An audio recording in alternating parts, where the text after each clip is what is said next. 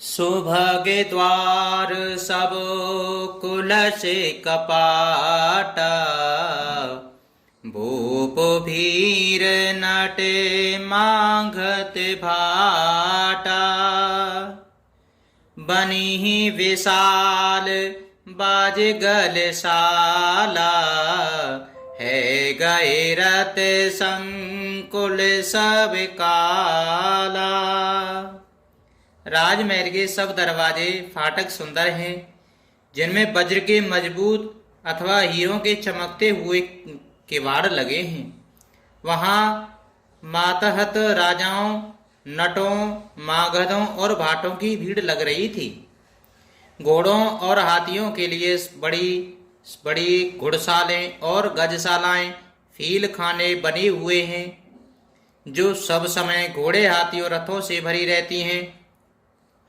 सूर सचेबो से नपे बहु तेरे। नृप गृह सरस सदन सब केरे। पुरे बाहिर सर सरित समीपा। उतरे जहाँ तहाँ विपुल महीपा। बहुत से सूरवीर मंत्री और सेनापति हैं। उन सबके घर भी राजमहल सरीखे ही हैं। नगर के बाहर तालाब और नदी के निकट जाता बहुत से राजा लोग उतरे हुए डेरा डाले हुए हैं। देखे अनूप एक अबुराई। सब सुपास सब भांति सुहाई। कौशिक काएऊ मोर मनुमाना। या रही रघुवीर सुजाना। वही आमों का एक अनुपम बाग देखकर, जहाँ सब प्रकार के सुबीते थे और जो सब तरह से सुहावना था, विश्वामित्र जी ने कहा, हे सुजान रघुवीर, मेरा मन कहता है कि यहीं रहा जाए।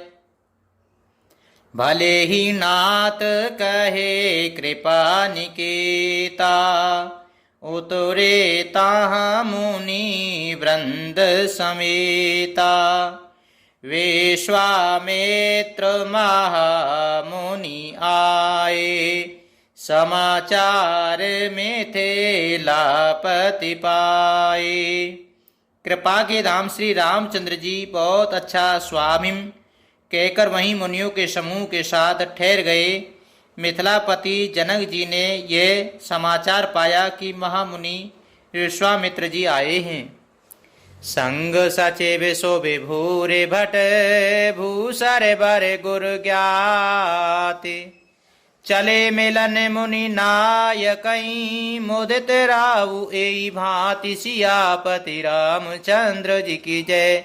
पवन सुते हनुमान जी की जय। तब उन्होंने पवित्र हृदय के ईमानदार स्वामी भक्त, मंत्री, बहुत से योद्धा, श्रेष्ठ ब्राह्मण, गुरु सतानंद जी और अपनी जाति के श्रेष्ठ लोगों को साथ लिया और इस प्रकार प्रसन्नता के शरद राजा मुनियों के स्वामी विश्वामित्र जी से मिलने चले।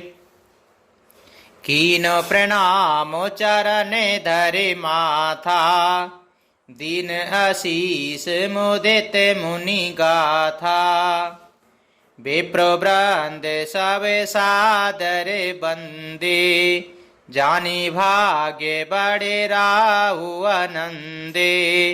राजा ने मुनियों के चरणों पर मस्तक रखकर प्रणाम किया। मुनियों के स्वामी विश्वामित्र जी ने प्रसन्न होकर आशीर्वाद दिया। फिर सारी ब्राह्मण मंडली को आदर सहित प्रणाम किया और अपना बड़ा भाग्य जानकर राजा आनंदित हुए। कौशले प्रश्न कहीं बारही बारा। विश्वामित्र नृपहि बैठारा।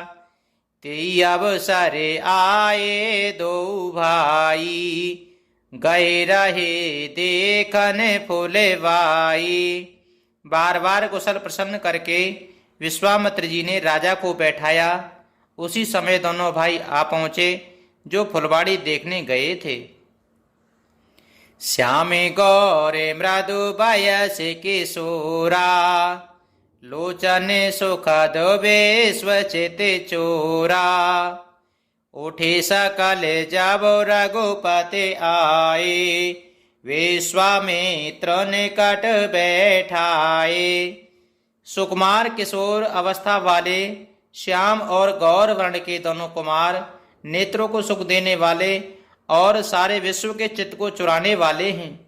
जब रघुनाथ जी आए तब सभी उनके रूप और तेज से प्रभावित होकर उठ खड़े हो गए। विश्वामित्र जी ने उनको अपने पास बैठा लिया। भय सब सुखी देखे दो भ्राता, बारे बेलोचन पुलकित गाता। मूरति मधुरे मनोहर देखी, भयो विदेहु विशेषी। दोनों भाइयों को देखकर सभी सुखी हुए, सबके नेत्रों में जल भर आया। आनंद और प्रेम के आंसू उमड़ पड़े और शरीर रोमांचित हो उठे। राम जी मधुर मनोहर मूर्ति को देखकर विदेह जनक विशेष रूप से विदेह देह की सुध बुध रहित हो गए। प्रेम मगन मनो जानि नृप, करे विवेक धर धीर। बोले मुनि पद नाय सिरो, गद गद गिरा गंभीर। सियापति रामचंद्र जी की जय, पवन सुत हनुमान जी की जय। मन को प्रेम में मग्न जान राजा जनक ने विवेक का आश्रय लेकर धीरज धारण किया और मुनि के चरणों में सिर नवाकर गदगद प्रेम भरी गंभीरता वाणी से कहा। कयहु नाते सुंदर दो बालक, मुनि कुल तिलक की नृप कुल पालक। ब्रह्म जो निगम नेत कह गावा, उभय भेष धर की सोई आवा। हे नाथ कहिए, ये दोनों सुंदर बालक मुनि कुल के आभूषण हैं या किसी राजवंश के पालक हैं, अथवा जिनका वेदों ने नीति कहकर गान किया है। कहीं वह ब्रह्म तो युगल रूप धारण करके और नहीं आया है। सहज विरागे रूपे मनु मोरा, थकित हो तो जिम चंद चकोरा। ताते प्रभु पूछऊं सति भाहु, कयहु नाते जन करहूं दुराऊ। मेरा मन जो स्वभाव से ही वैराग्य रूप बना हुआ है, इन्हें देखकर इस तरह मुग्ध हो रहा है जैसे चंद्रमा को देख करके चकोर। हे प्रभु, इसलिए मैं आपसे सत्य निश्चल भाव से पूछता हूँ। हे नाथ, बताइए, छिपाव न कीजिए। इन्हीं बेलोकते अति अनुरागा, बारे बसे ब्रह्म सुख ही मन त्यागा। कहे मुनि बेयस कायु नृपुनी का, बचन तुम्हारे न होए अली का। इनको देखते ही अत्यंत प्रेम के वश होकर मेरे मन में जबरदस्ती ब्रह्म सुख को त्याग दिया है। मुनि ने हंसकर कहा, ही राजन, आपने ठीक यथार्थ ही कहा। आपका वचन मिथ्या नहीं हो सकता।